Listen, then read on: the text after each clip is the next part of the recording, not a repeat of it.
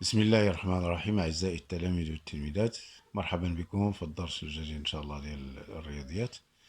غادي نبداو للتتمة ديال داك الدرس ديال السلسلة ديال العمليات الأعداد العشرية والصحيحة. فقط قبل أن نستمر إن شاء الله تعالى غادي نشوفوا واحد التذكير اسمه بالفرنسي غابيل. لي غابيل كنا تكلمنا هذيك الساعة على الجمع ديال الأعداد العشرية، وتكلمنا على الطريقة أن الفاصلة تكون تحت الفاصلة. نفس الشيء إن شاء الله إلا رجعتوا للفيديو الآخر، نفس الشيء عملية ديال الطرح كتمشي بديك الطريقة ديال العملية ديال الجمع، يعني الفاصلة تحت الفاصلة، الفاصلة تحت الفاصلة. ودابا غادي نشوفوا الجداء، لا ملتيبليكاسيون والقسمة الديفيزيون. إذا تذكير، رابيل.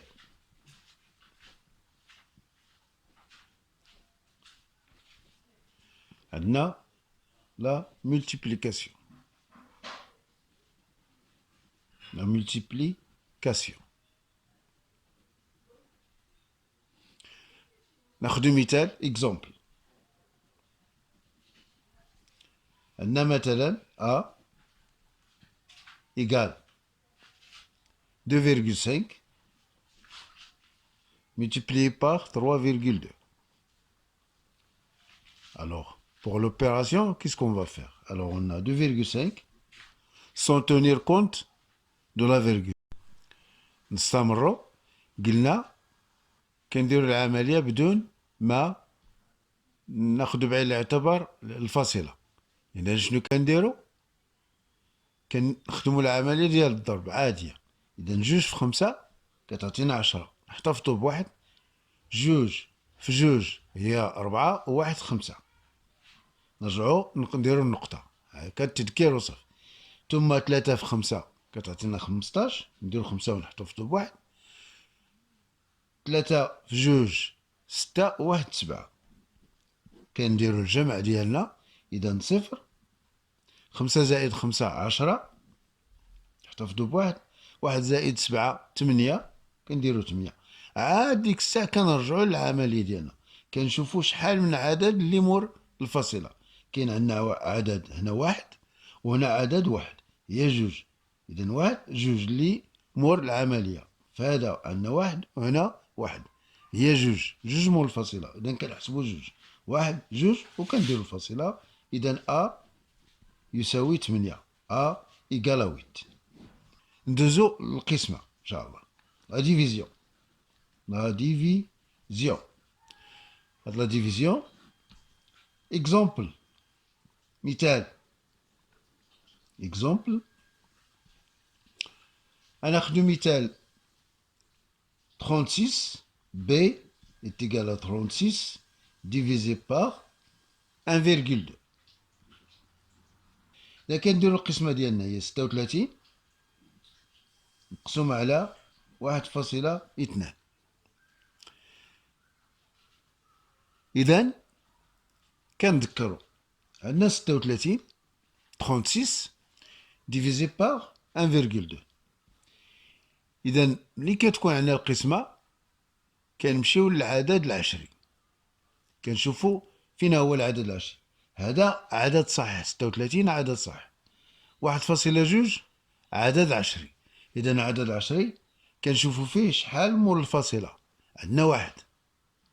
إذا باش نردو عدد صحيح خصنا نضربوه ب10. إذا 1,2 مضروبة ب10. ونرجعو للتذكير اللي قبل، أن قلنا الجداء ديال العدد العشري في 10، يعني كنقوموا بتحويل الفاصلة إلى اليمين بدرجة واحدة. إذا داكشي اللي غنديرو، غنحولو هاد الفاصلة إلى اليمين بدرجة واحدة، غتولي عندنا 12 تساوي 12. 12. إذا مادام ضربنا وفي القسمة، مادام ضربنا المقسوم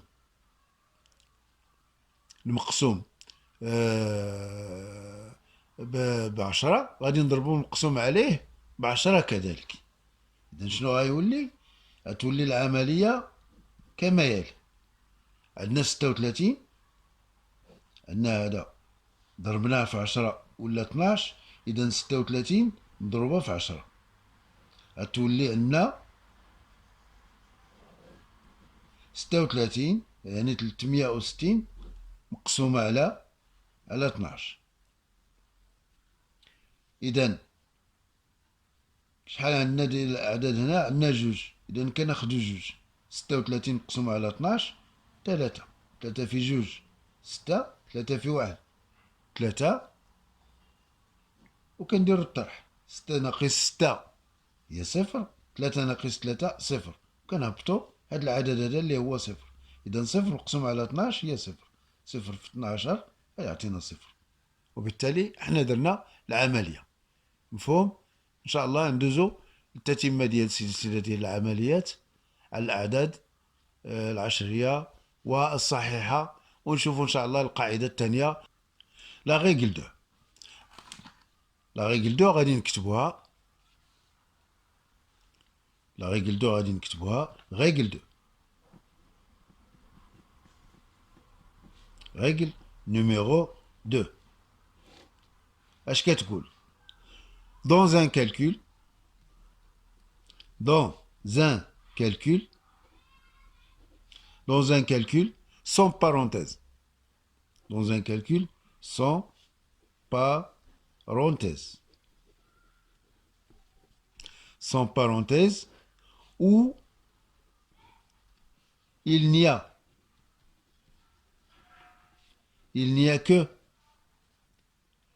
que des multiplications. Des multiplications.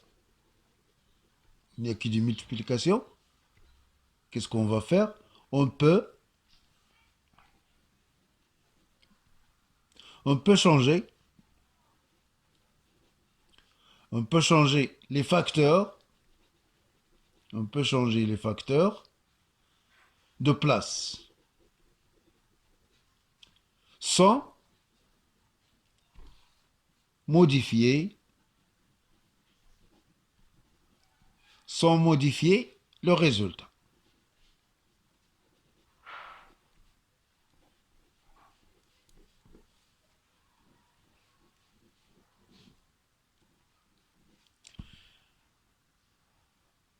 هاد القاعدة كتقول dans un calcul، يعني ملي كيكون عندنا واحد الحساب بلا أقواس سون بارونتيز، وفي هاد السلسلة ديال العمليات فيها غير الجداء لا ملتيبليكاسيون، في هاد الحالة كنقدرو نبدلو الأرقام ديال هاد العملية بدون ما نغيرو النتيجة. إذا كنقدرو نحولوهم، ملي كتكون عندنا الجداء كنقدرو مثلا نحولو لهم البلايص بلا ما نغيرو النتيجة. دونك اون بو شونجي، يعني تغيير هاد الأعداد من مكانهم بدون تغيير النتيجة. غادي نشوفو مثال. اكزامبل: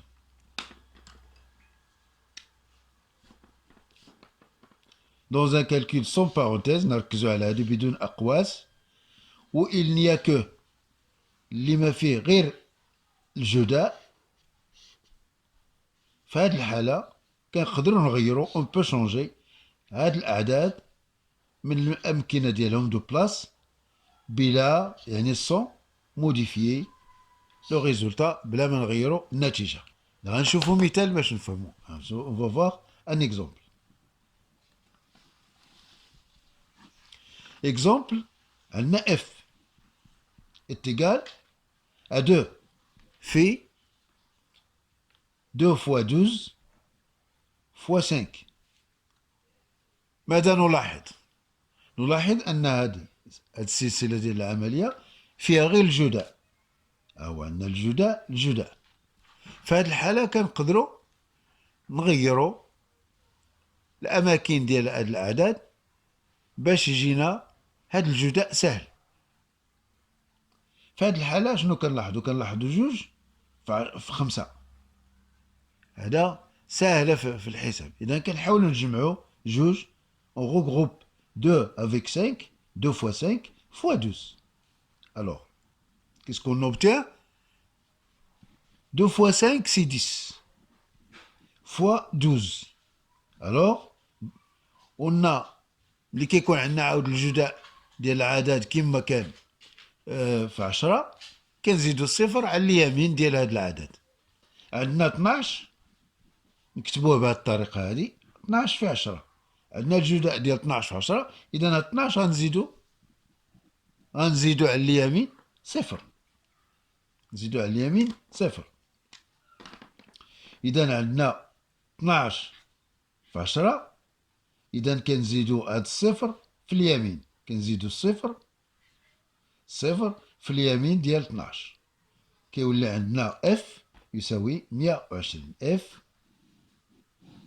إيكال 120. مفهوم؟ هذا مثال. غندوزو إن شاء الله تعالى للتمارين. ندوزو للتمارين. ألوغ بالنسبة للتمارين exercice.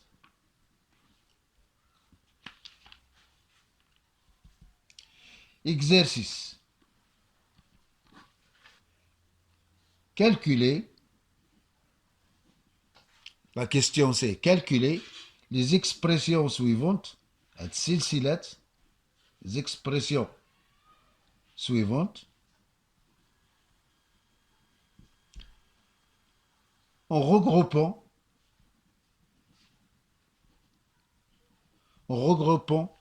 astucieusement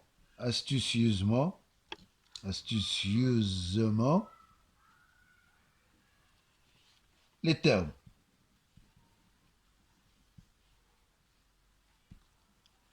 نقوم بحساب هاد السلسلة ديال العمليات ونغيروا الأمكنة ديال الأعداد بطريقة اللي تسهل لنا الجداء ديال هاد السلسلة هاد.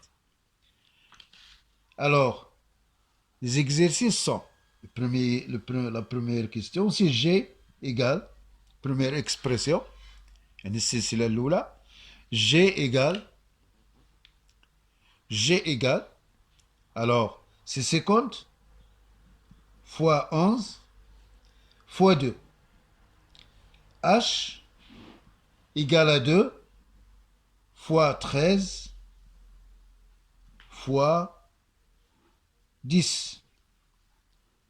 I égale 0,2 fois 7 fois 10. G égale 2,5 fois 3 fois 2. Donc on va continuer. Donc on essaye de calculer ces expressions qu'on a écrites pour comprendre bien cette règle. C'est plus simple. Donc غادي نقوموا بحل هاد السلسلة ديال العمليات لكي تتضح هذه القاعدة ديال الجداء بدون أقواس.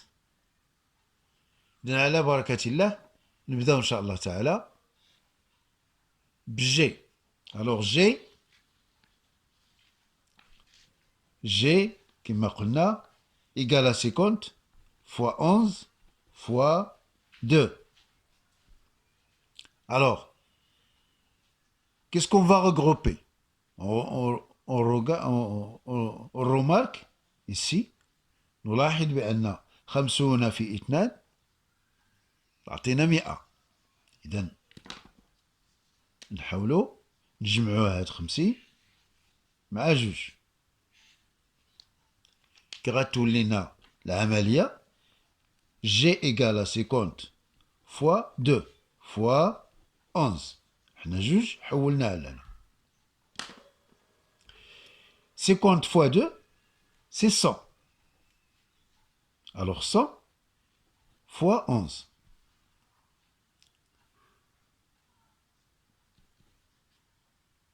غادي نكتبوها 11 fois 100. جداء تذكير كذلك، الجداء ديال أي عدد في 100 كنزيدو له جوج صفرات يعني على اليمين. إذا شنو غنكتبو؟ on va écrire 11 هنا، هاد الصفرات غادي نحولوهم لليمين، غادي نحطوهم في اليمين جوج صفرات، وبالتالي جي تساوي 1100 1100. Alors, on va voir H. H égale 2 multiplié par 13 multiplié par 5 multiplié par 10. Alors, qu'est-ce qu'on remarque ici? On a 5 et on a 2. Donc on essaie de regrouper 5 avec 2 et 13 avec 10. Qu'est-ce qu'on obtient?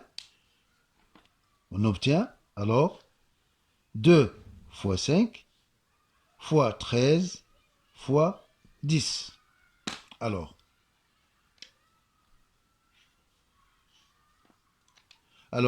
2 fois 5 c'est 10. Phi multiplié par 13 fois 10. Alors هنا الجداء ديال 13 في 10 يعني غادي نضيفو اش؟ نضيفو الصفر على اليمين، اذا غادي تولي 130. ردينا صفر هنا، هاد الصفر جبناه في اليمين ديال 13 ولات النتيجة 130. وبالتالي عندنا 10 عاود في 130. الجداء ديال 130 الجداء ديال 130 في 10 غادي نضيفو صفر مور 130. إذا 130 في 10 شنو غتساوي؟ عندنا هنا 130 في 10 غادي نضيفو هاد الصفر في اليمين ديال 130. إذا 130 ها هي، وهاد الصفر ديال 10 كنزيدو هنا. إذا وبالتالي اش تساوي 1300. إذا 1300. D'accord. On passe à I. I égale 0,2 multiplié par 7 multiplié par 10. Alors, on essaie de regrouper ici. On a la valeur, le nombre décimal multiplié par 10. Alors, on regroupe العدد العشري، نجمعوا العدد العشري مع في 10. Qu'est-ce qu'on obtient? 0,2 في 10 0.2 مضروبة في 10. إذا 0,2 fois 10 fois 7. Alors qu'est-ce qu'on remarque؟ ماذا نلاحظ؟ هذه واحد القاعدة شفناها قبل ديال الجداء ديال العدد 20 في 10. شنو قلنا؟ إن كنحولوا الفاصلة جهة اليمين بدرجة واحدة. إذا هذه الفاصلة كنحولوها